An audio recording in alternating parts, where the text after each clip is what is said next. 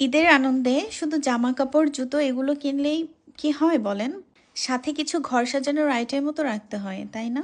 আমার মতো কারা কারা আছেন যারা ঘর সাজাতে পছন্দ করেন? চলুন তাহলে আজ দেখে নেওয়া যাক ঘর সাজানোর কি কি আইটেম আমি আজকে অর্ডার করেছি। হ্যালো মাই ফ্রেন্ডস, আসসালামু আলাইকুম। কেমন আছেন সবাই? আলহামদুলিল্লাহ, আমি অনেক ভালো আছি।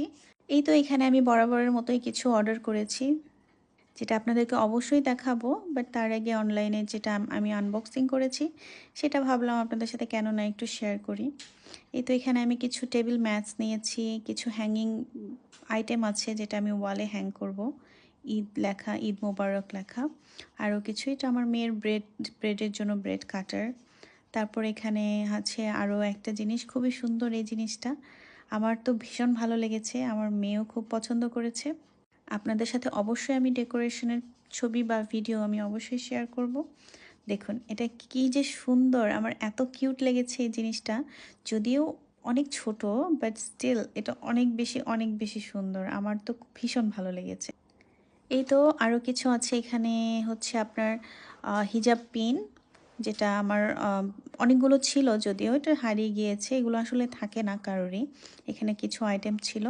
আবার এটা হচ্ছে একটা ব্রাশ সেট, যেটা অনেক বেশি সফট এবং কি আমার ইউজ করতে খুবই ভালো লাগে।